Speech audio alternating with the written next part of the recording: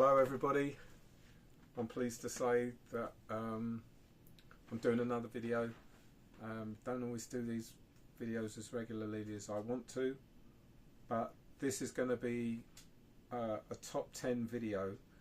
These are like books that I've picked out from my library, and if anybody wants to get into the Berlin history, I'll put a list in the description box of all the books that I've got that appear in this video, and you can either try and find the book that I'm holding up, or you can get a similar book. So say like if it's a book about the Stasi, and I've got a particular book on the Stasi, but that book is written by, I don't know, X and Y, shall we say, Letizia, for example, or a Berlin historian. You don't have to get that particular book. You can get a book on the Stasi if that's your interest. So let's kick off with this one. This is a book that I got off my good friend John. It's called Lost Berlin. I think this book actually says a lot in the title, because a lot of what Berlin is lost. Oftentimes it's just a facade. It's just an impression that you get. So because of the massive destruction as a result of the bombing and of the Allies bombing Berlin by day and night, and the Russians shelling Berlin, they wanted to get to Berlin before the Allies did. Stalin didn't trust the West, so he wanted to make sure that he got to Berlin first, and it was kind of a trophy for him. So I think with the history of Berlin, it really is down to not what you see, it's what you don't see.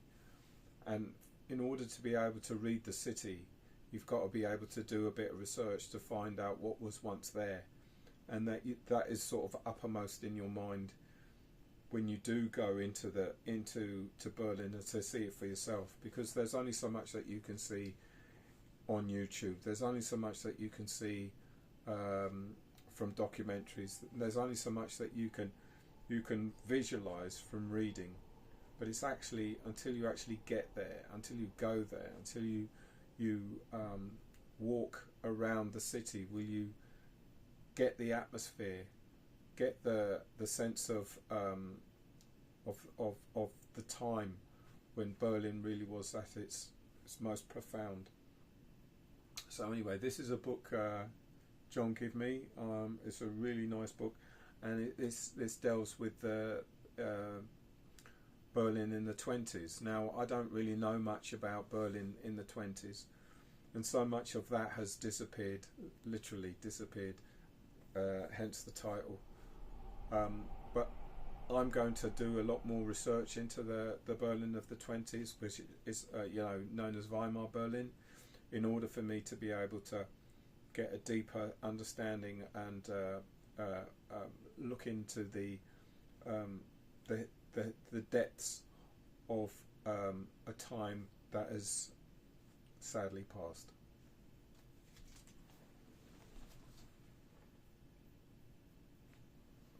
So these aren't in any kind of order. I'll have one book which is my #1 book, but all the rest of these books, and I say this is my top 10. There are going to be more than 10, but I just say my top 10.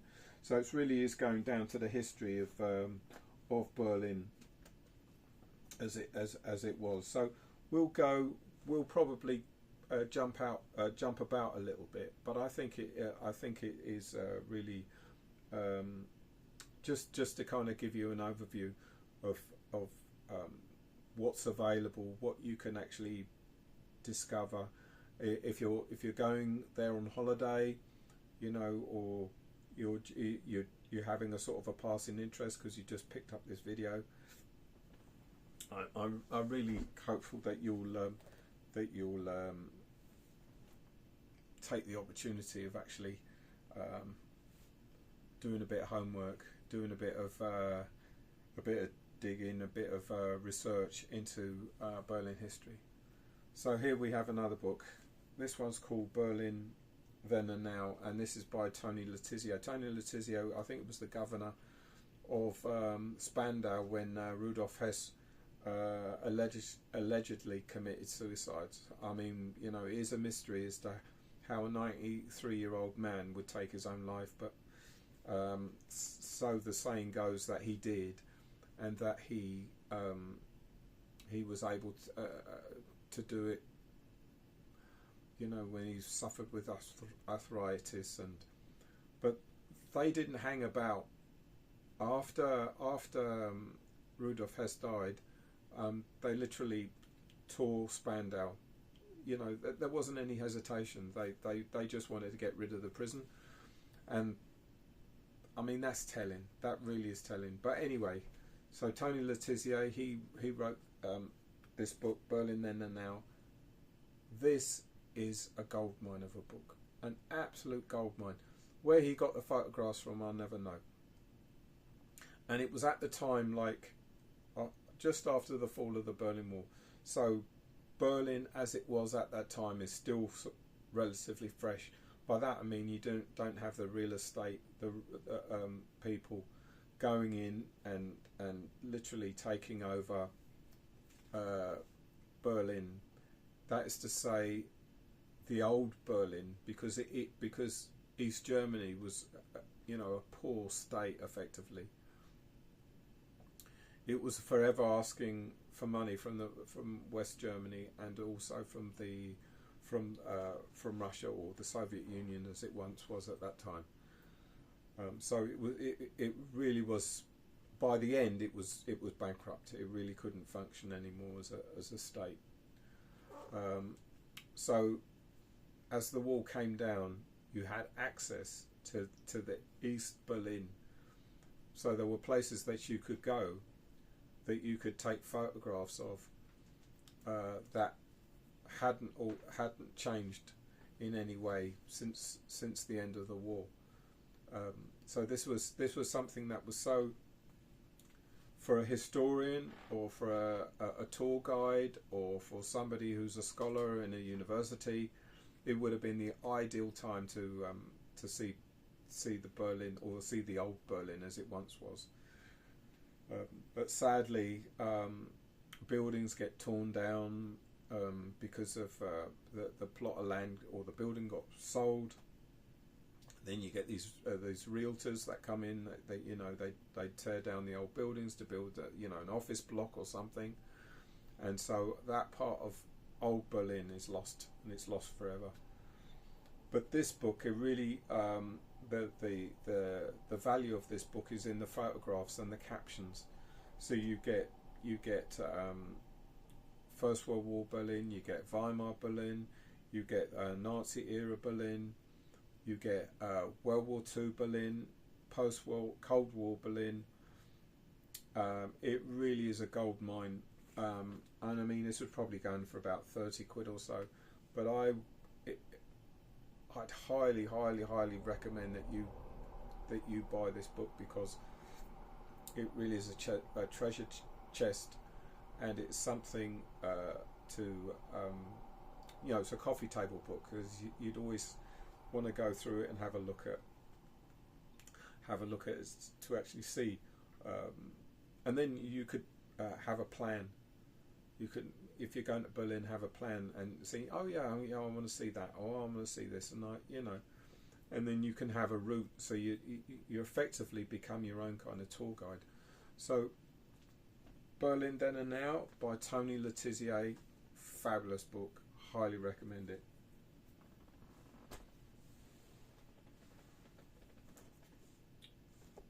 Okay,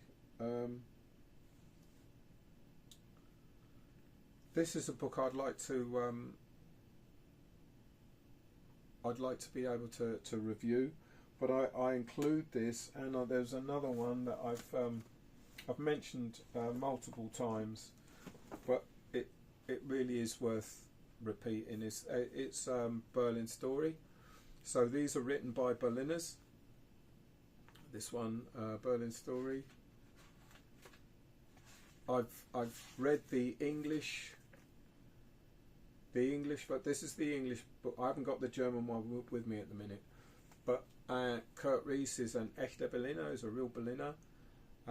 He's an author and a journalist, and he was there at the time as he was writing this book. This isn't written retrospectively, this was written at the time. Same as this one, Woman in Berlin. The woman is anonymous because of the scandal at the time when this book was published, because nobody wanted to talk about the mass violations that the Russians did on the Berlin women. It's a very, very powerful book. I suspect they did find out who she was, but by then she'd already passed on, and so I think she had a good innings because she lived into her 90s. I've mentioned in other videos that this is it was 3 months that she wrote this. It's actually 2. So she wrote, you know, a book of over 200, easily over 200 pages. You know, I'd probably say, yeah, over 200.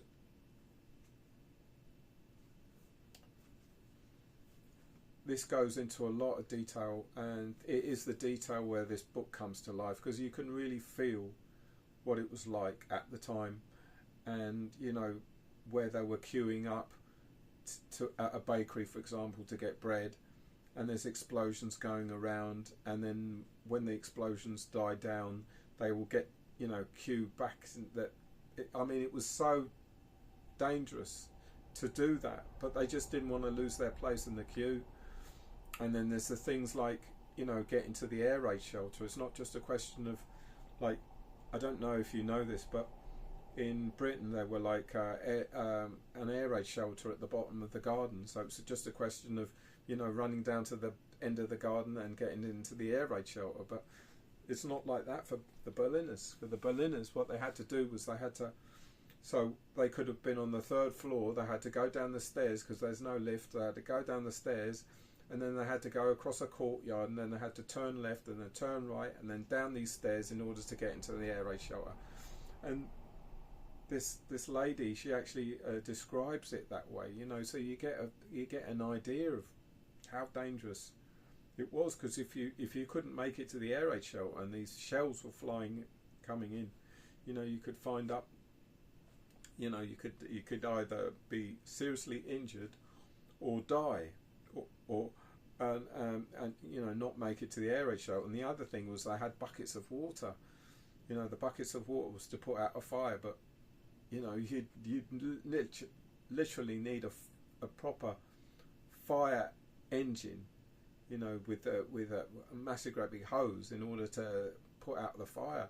And if you can actually see old footage, you can actually see when buildings are burning, how long they have to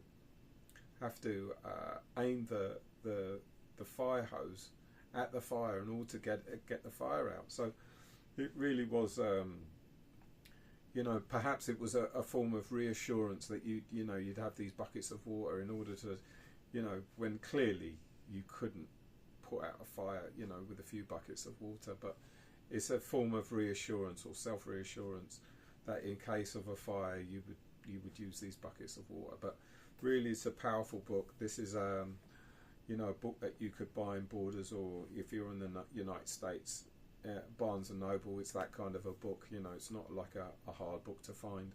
So I highly recommend this one.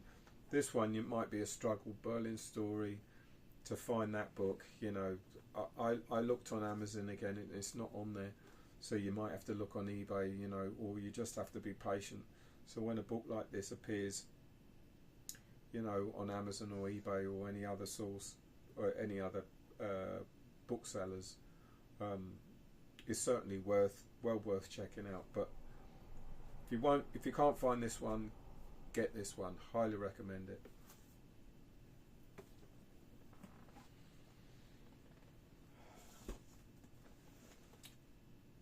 Okay, so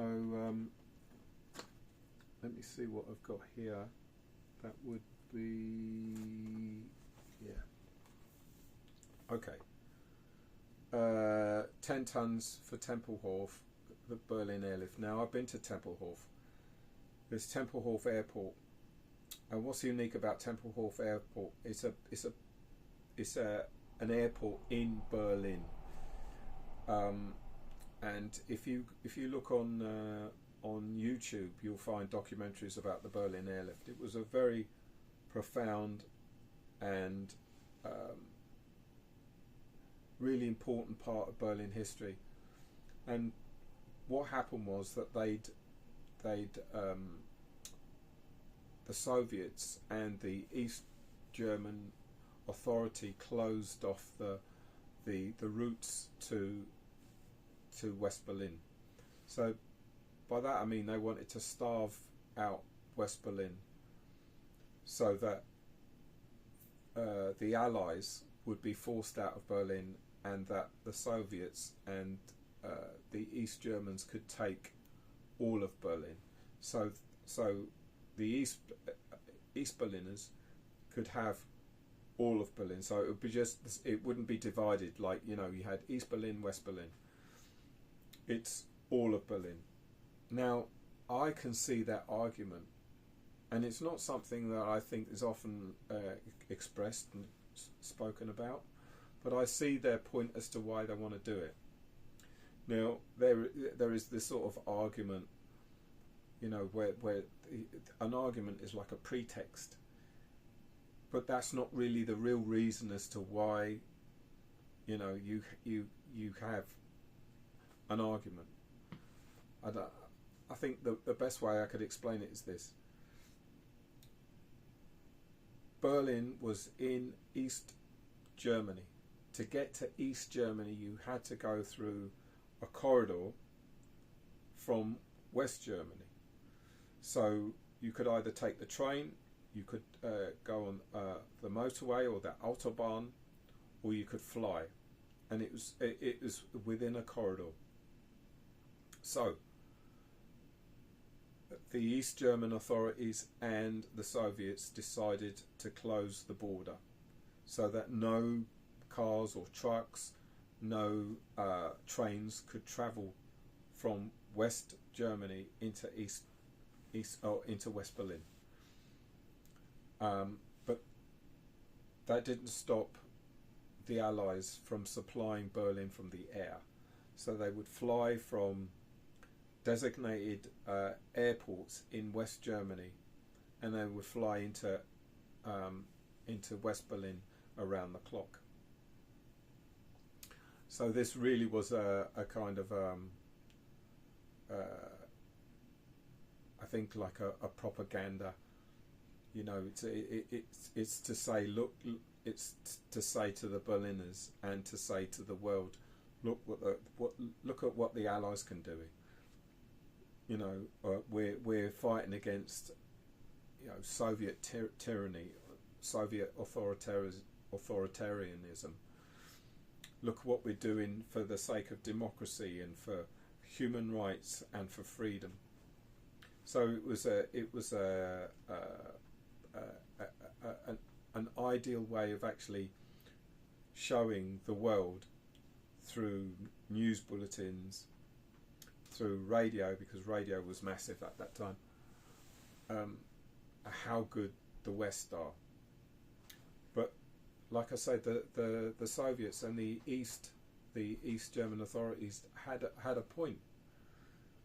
I mean, it's almost like if you were, say, in the United States, and say a big city like New York or Chicago was divided, and that in order for you to get from, say you wanted to get down from, I don't know, say in the United States, from Vermont into New York, but it's like it's all boarded up, so it's like you're going into a foreign territory. I don't know if I'm explaining it clearly.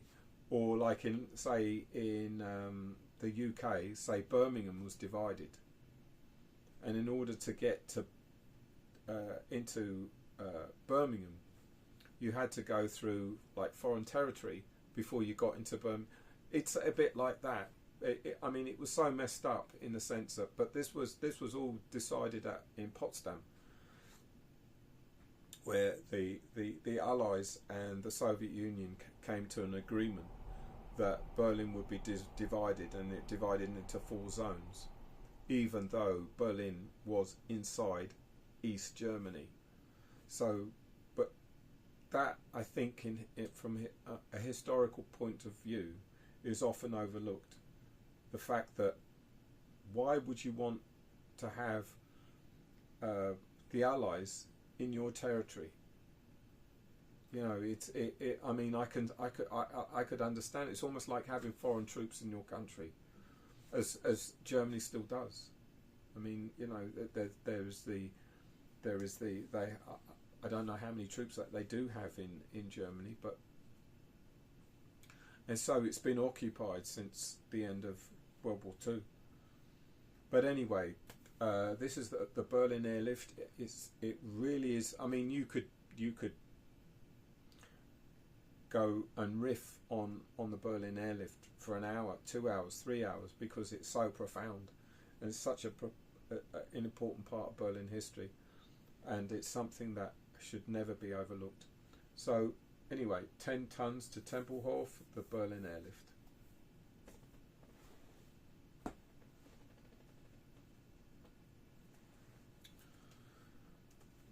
Okay, so there was an uprising in East Germany in 1953. In 1953, there was a strike, and what Ulbricht, who was the head of the SED, which was the party, I mean, he was a dictator. That's what he was. He was a person who wanted the workers to work harder, you know, to do, instead of like doing 8 hours shifts, you do 10 hours, you know, or to try and get a quota or increase the productivity in such a way that, because East Germany had financial difficulties. They had to produce a certain amount of their productivity had to increase in order for them to supply Russia or the Soviet Union. And this is why Ulbricht decided to build the Berlin Wall, because in order for him to continue to have a state, you need people, and if you don't have any people, you don't have a state. So anyway, the workers, they felt that they were getting a raw deal, because they were always asked to increase their productivity, and of course you couldn't, you know, if you did it, I mean, it is exhausting. So say, for example, when I do a day's work, I'm exhausted when I get home. You know, the last thing I want to do is to be able to, you know, they say, oh, can you do 2 extra hours for your shift? Now, if you were being paid for it, you could say, yeah, well, I'll do it, but you have to pay me to do it. Well, at the time of the uprising in 1953, I think it was July 17th, 1953, 16th, 17th, they didn't pay you extra. You were obliged to do more work and to increase productivity in order to help the state, you know, in order for East Germany to remain separate from West Germany. Anyway, they went out on strike, and it wasn't just in Berlin. It was in Leipzig, and it was in other large cities in East Germany. And consequently, this made Ulbricht very, very nervous, because he's losing control.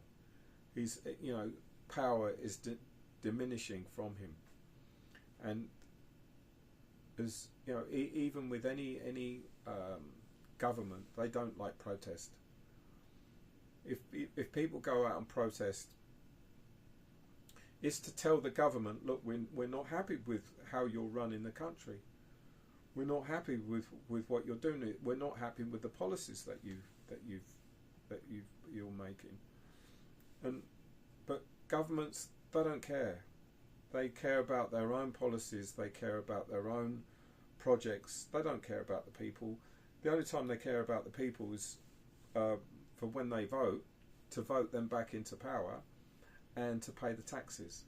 That's all they care about. They have a low opinion of the population. They don't really care. And I think the East German uprising of 1953 is a case in point. So in order to get in control of it again, you know, they had to send in the tanks. So when they send in the tanks, the T-34 tanks, again, you'll see this in documentaries on YouTube. It's very clear as to what they're doing. They want to get control. And when they took down the Soviet Union flag from the Brandenburg Gate, that was the trigger. That was when we've got to get on top of this. Otherwise, you know, we could lose the state, meaning East Germany.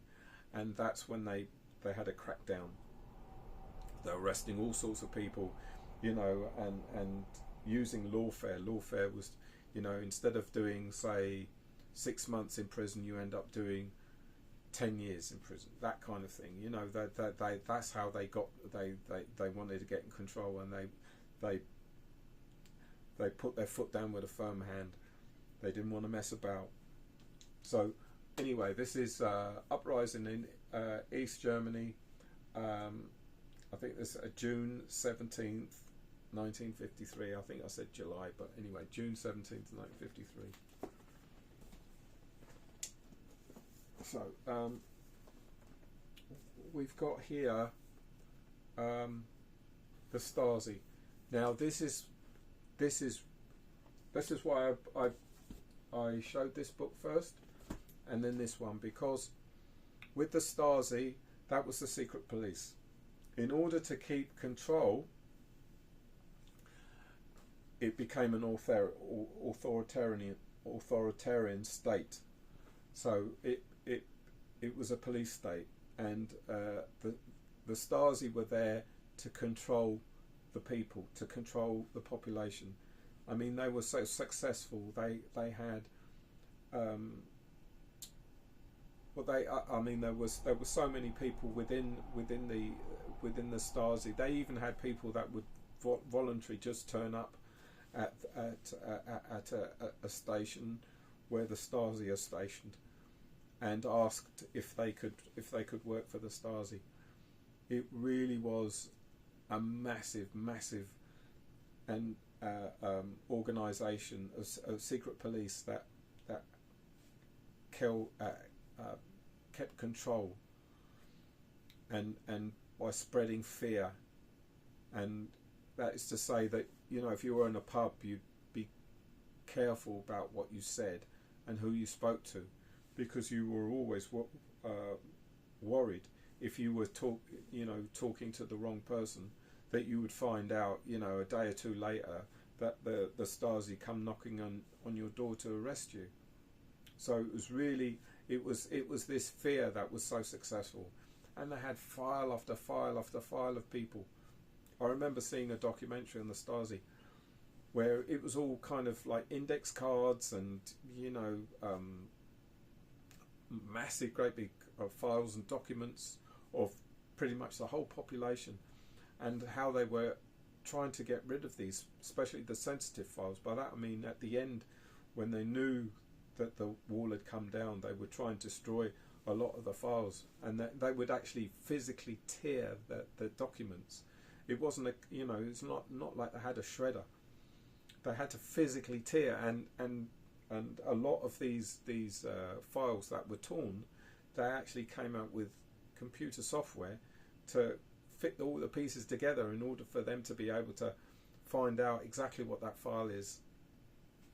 I mean, it's fascinating the way they did it, and I even to this day they're putting files together of the Stasi. But this was really to keep the population under control, and it was extreme. It really was. And so when the Berlin Wall came down, they went to the, they would go to where the Stasi are stationed, pulling out the files and going into the buildings and spraying graffiti and all this, and you could see old documents all scattered all over the floor, and because it really was, I mean, the people hated the Stasi, they really did. It was a snitch culture. It was it was for grassing, even in marriages that they would report, what their sister was doing, what their brother was doing, what their uncle was doing, what their grandfather was doing, all this kind of stuff. I mean, it really was devastating to the population, especially after a lot of the people had access to their files. They could go into the Stasi archive and read the files, only to find out that the friend that they thought they had was a snitch. I mean, it was devastating. Marriages ended, relationships with people, friendships, 20, 30 years ended just like that, as once they found out who that they were being snitched upon. I mean, this is a massive subject, and it is devastating, psychologically devastating to, I assume, 17 million people. So yeah, Stasi, Myth and Reality. It's just a book that I picked up because it's well worth investigating and reading up on the Stasi and how powerful they were under the regime, the East German regime.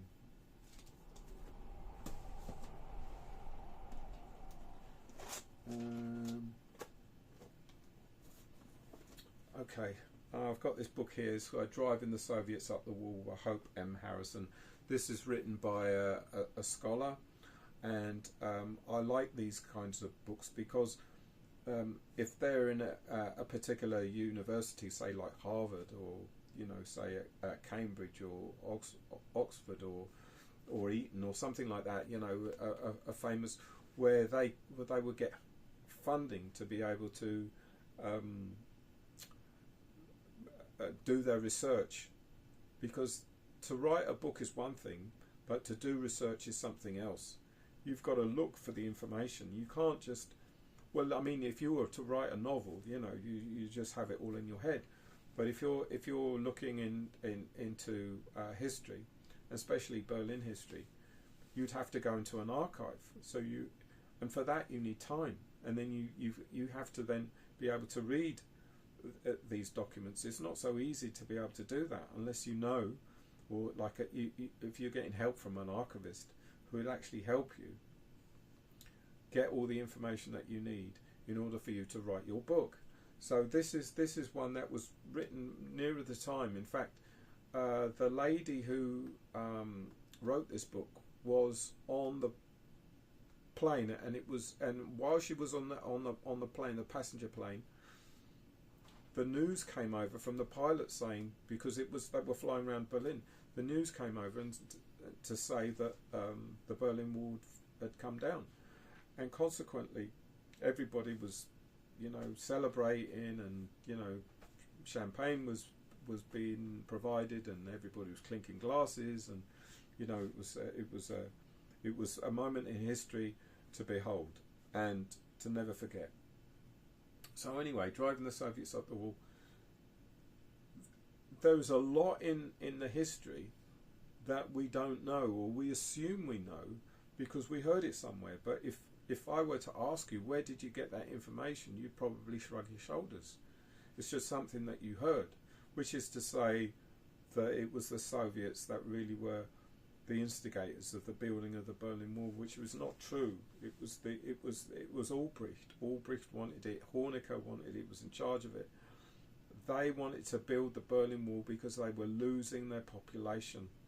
They were losing a lot of the people. It was like a mass exodus of people leaving East Germany because they couldn't take living under the Albrecht regime anymore. So they would just let their, if they were farmers, they would just let their fields go to seed. If they were a doctor or a lawyer or an engineer or somebody who's well educated and that the state desperately needs in order for them to be able to as a country to survive, but they were leaving. It was a great big exodus of people. They said, we've had enough of this, we can't take this anymore, this is just terrible, we'd probably be better off in the West. Let's pack our bags and go. And so because Germany was divided between East and West, the way to leave would be through Berlin. So you could get out through Berlin. And I think a lot of these people could see that the writing was on the wall, that if they didn't get out now, it would be difficult. It would be more and more difficult. And they did. They would try and do everything that they could to put people off from leaving. But that they wouldn't be stopped. They said, we're going, and that's it. So hence, Albrecht was going to Moscow and he's asking, we've got to build a wall. We've got to build a wall. We've got to be. Otherwise, if we don't build the wall, we no longer have a state. So they decided to build the Berlin Wall.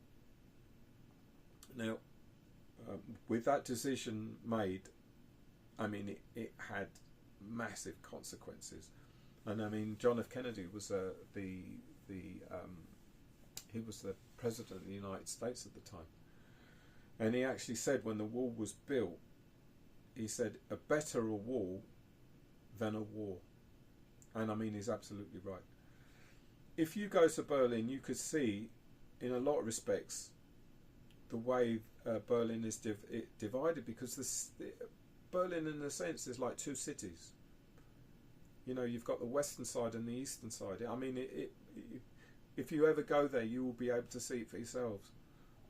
So it made sense, certainly to the East German regime, in where the Berlin Wall would be built because of the zones. So the way it was divided when they made their decisions at Potsdam, between all the the Allies and the Soviet Union. So when Stalin was there, then you had Truman, you had Winston Churchill, but then he lost the general election, so then they had Attlee.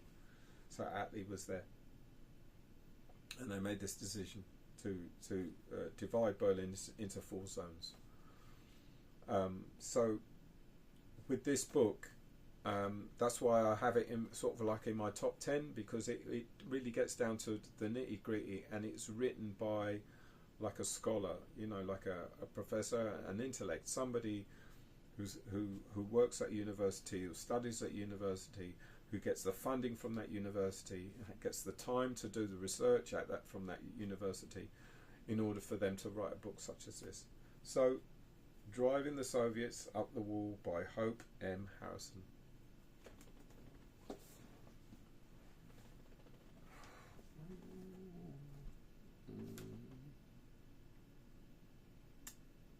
Okay. This is Kennedy and the Berlin Wall. Now, Kennedy, I mean, he is, I would say, one of the most charismatic presidents that the United States ever had, and the leader of the free world. his speech that he made in Berlin, Ich bin a Berliner speech, is one of the pillars of Berlin history. I mean, he was only in Berlin for like 8 hours. But that speech that he gave, which was made to the Berliners, I mean, they looked upon Kennedy as a kind of a saviour for the city, because they were afraid of what the Reds might do. And if they knew that Kennedy was behind the West Berliners, and they believed in him, and they listened to his speech, and such a charismatic man, and knew how to inspire and how to speak to a crowd, because not everyone can do it. There's some leaders do not have the gift or the skill in order to, for one thing, write a good speech, and two, actually be able to speak to an audience with a lot of vigor, with a lot of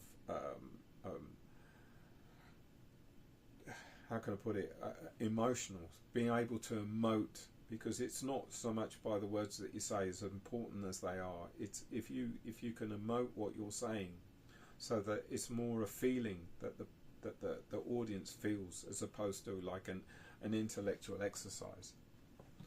So Kennedy, at the time when he gave his speech, was like another important time in the history of Berlin, and German history, and European history, world history, that can never be forgotten and never be overlooked. And John F. Kennedy tragically was assassinated November the 22nd, 1963, and to this day his influence and his legacy, and the fact that Donald Trump has released more documents on the Kennedy assassination, it just shows that someone who's died over 60 years ago still has a profound effect on people of the United States and of the world. So this is a book that I thought that I would include in my top 10, because the importance of what he stood for, because he really was a man of peace, and people actually can believe it, and they actually see it for, because it is the truth, especially as we're going through what we're now going through with the war in Ukraine, with the tragedy of Gaza, with Yemen, and even wars that we don't even know, because the journalists and news bulletins don't report it. So that's why John F. Kennedy is in my top 10, because of his standing up for the Berliners, which he called Berlin America's Berlin. He actually called it America's Berlin. And I mean, we can get into the propaganda of it all, but for now I'm going to sort of overlook that, because I believe John F. Kennedy was a great man. There's no doubt about it.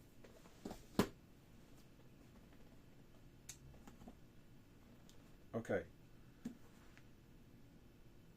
Baader-Meinhof. In my other video I went to a great depth of talking about the Baader-Meinhof gang, but because the trigger of the Baader-Meinhof gang was as a result of Onno Sorg, I think his name is Onno Sorg, who was shot by the police when there was there was this protest, and the protest started on June the 2nd, 1967, and this is when the Shah of Iran came to Berlin, and everybody, or I say everybody, a lot of the students of the time wanted to protest against the Shah's visit to Berlin, and the Shah had like his own bodyguards, and they had these great big long sticks. I mean, these massive long sticks. I mean, the sticks were like kind of that long, and they were just beating, people over the heads with these long sticks, and the police just stood by and watched. They didn't do anything. This was the trigger to the Baader-Meinhof gang. If that event hadn't occurred, we may never have got the Baader-Meinhof gang. So the Shah was somebody, who was put in. It was a Western puppet. He was put into power effectively because Attlee, who was Prime Minister at the time, wanted to overthrow Mossadegh in Iran because of the oil. Because Mossadegh wanted to nationalize their oil, and that the oil was for the Iranian, Iranian people. But at that time, at that particular time, there was an empire, the British Empire. After the war, after World War II, Britain was pretty much broke.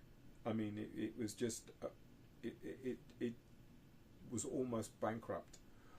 And so their colonies, they had to extract all the natural resources from the colonies in order to prop up, Britain.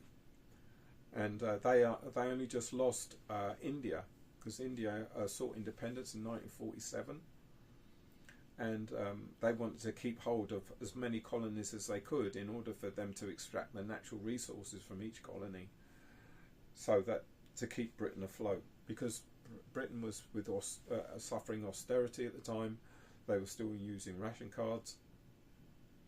Anyway, Mossadegh saw that they were getting a bad deal, and he wanted to be able to keep hold of the Iranian oil, because it was their oil. I mean, it was. But as we now know, a lot of imperialism is there to extract the going around all these countries around the world to impose their will on that country in order to extract the natural resources: gold, silver, platinum, oil, gas, coal, lithium, whatever, timber, even cheap labour. And so then Attlee left. He was voted out, and Winston Churchill came in, and they were constantly going to the Americans saying, we need to overthrow Mossadegh, we need to overthrow Mossadegh, because Truman was in power at the time, and he said no. But then, with a change of when a new president comes into power, things can completely change. Their policies, or their foreign policies, can also change. And they were fearful of communism, because they were saying, oh, this is the communists, because there was like McCarthyism at the time, which was, I mean, it really, there were a lot of people that were having to leave the country as a result of this witch hunt, and people were accused of being communists. So it really was a dark time in US history in the 50s when McCarthyism came. But this was the excuse in order for them to be able to overthrow Mossadegh, which they succeeded. And they were able to share the spoils, which was the oil, between Britain and America, and that special relationship between the two countries, Anglo-American relationship, has been established pretty much since the end of World War II. So, hence, the Shah, who was put into power, is a kind of a Western puppet. Savak, for example, was the secret secret police, and it was model, and the CIA taught Savak how to operate, and effectively how to control the population. So the Shah was a hated man. Everybody hated him. Well, certainly those that knew what type of man the Shah was. So he came to Berlin, and that's when the mass protest starts. And Onesog, I think his name, if I've mispronounced it, I'm sorry. He was shot by the police, and it wasn't an accidental shooting. He was actually shot by the police deliberately. And ever since then, they wanted to cover it up. And consequently, this triggered a whole train of radicalism within the student movement in Berlin, and that then went on to be the Baader-Meinhof gang, and there was the June 2nd movement. That was another terrorist organisation, and there was a third one which names escapes me. But they did, you know, they were doing useful things too. Those that wanted to desert, you know, GIs that wanted to not have to go to Vietnam, so they became deserters, and they would get in contact with these people, and they would get them passports or false passports, and they would sneak them from West Berlin into East Berlin, and then they would fly out from Schönefeld Airport to Sweden, Switzerland, or wherever, in order to avoid the draft or to desert the army. So there were things that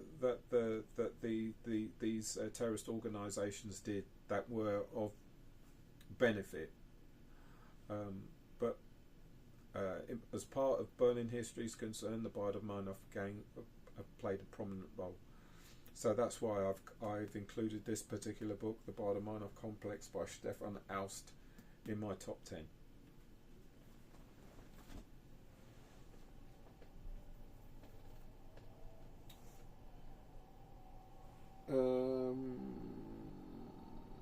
Okay, it's a book, Christian F. Wir Kinder vom Bahnhof Zoo, or we Kids, or We Children from Zoo Station.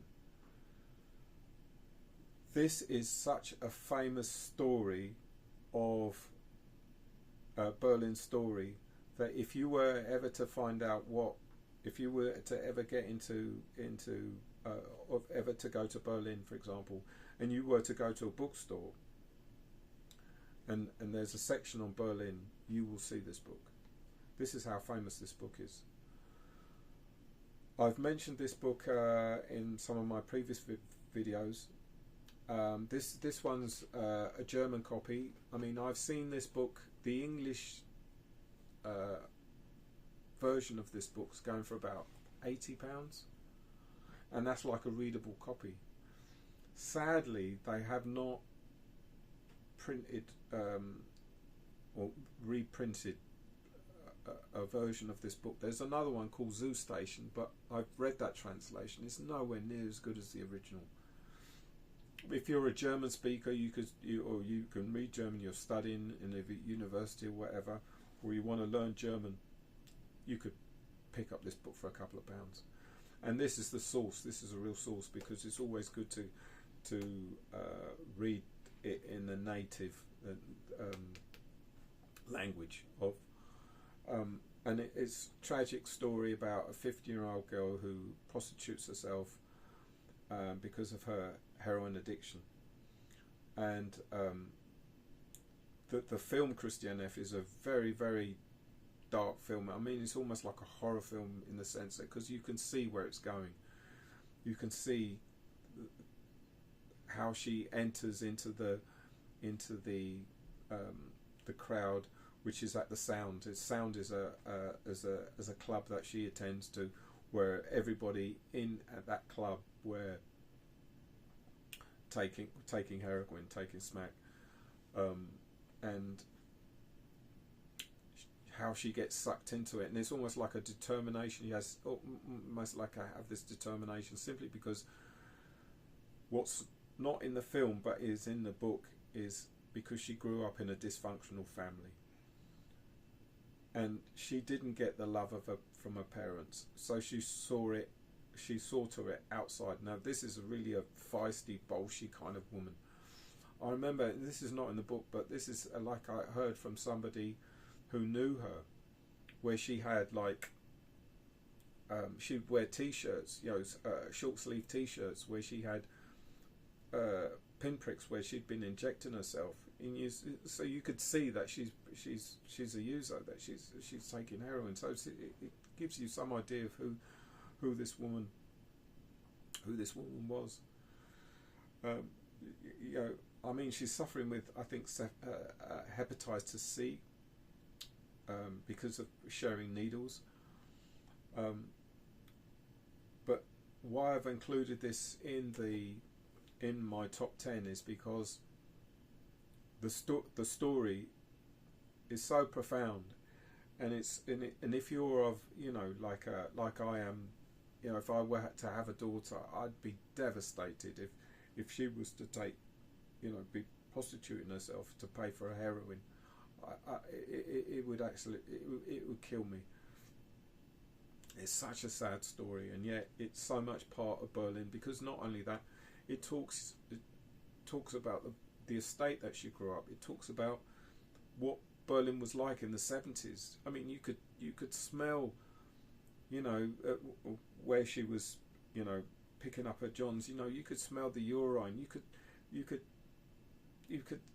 almost, sense how dark it is, and for someone so young to get into that world, and in some respects never come out of it.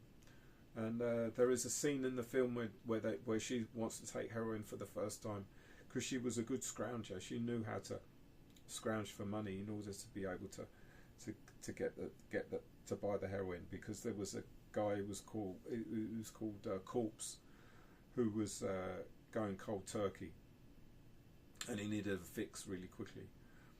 And so she was able to get it, and he said to her, if you get into this, you'll never come out of it. And it was really a profound scene in the film. So if you can't read German, and you can't, you're not prepared to spend X amount on the book, on the English translation of the book, I'd recommend you watch the film, because the film you can watch, you won't get the whole story, but you'll get most of it. Certainly when she gets into that world. It's a sad story, and it really does cut to the bone. So anyway, Christian F. Wir Kinder vom Bahnhof Zoo, or Christian F. We Kids from Zoo Station. Okay. I was going to put this one. So then my final book. This is Cornelius Ryan, The Last Battle. This is the book that started it all up for me. If I hadn't read this book, I probably wouldn't be into Berlin as much as I am now. This is a book that I should be reading once a year, because it just caught my imagination in ways that I cannot explain.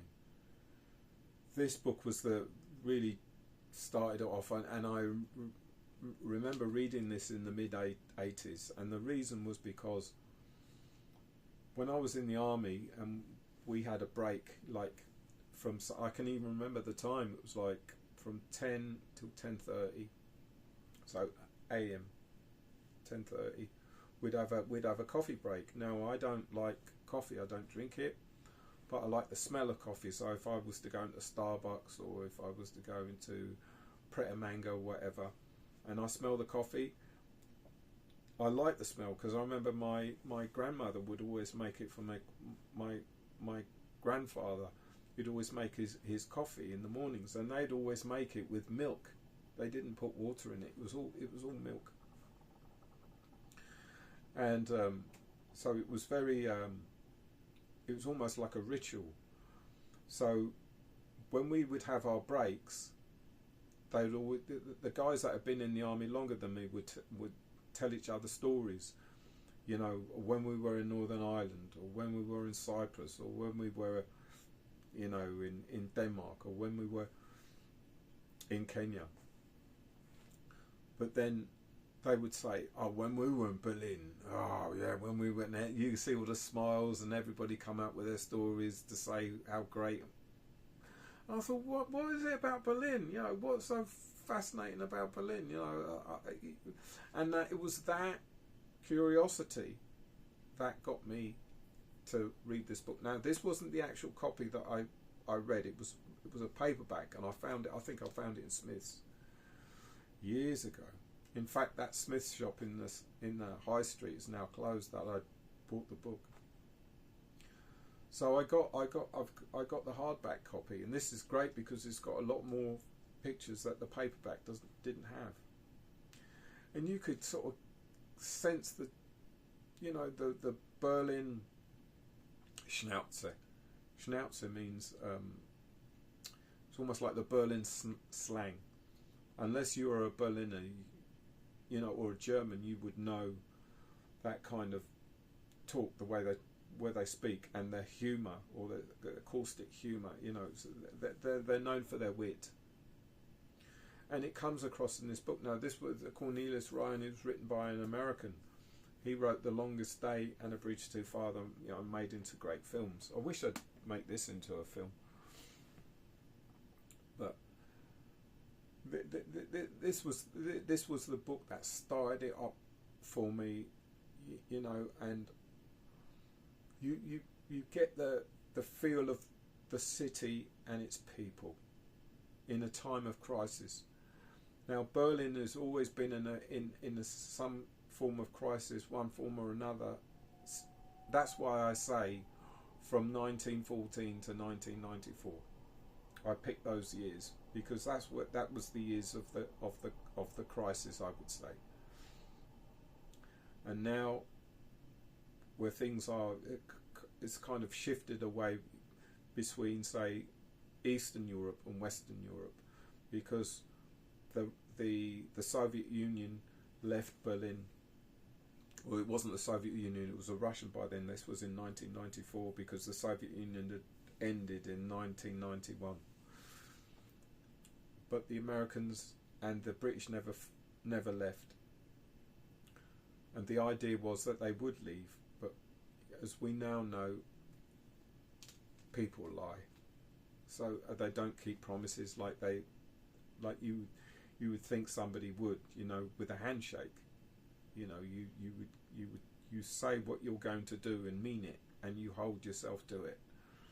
But the West didn't, and so the tension between, say, Russia and the EU and the United States and Britain continues to this day, and I think it never changed. The only time when it was when it did sort of calm down was during the 90s when Yeltsin was in power. But Yeltsin perhaps only worked for 2 hours a day, and he would sort of, you know, come into work and sign contracts, you know, but they were contracts where the West was benefiting and the Russians weren't. So during the 90s, London was awash with Russian money, and then you had the oligarchies, and they were all, because they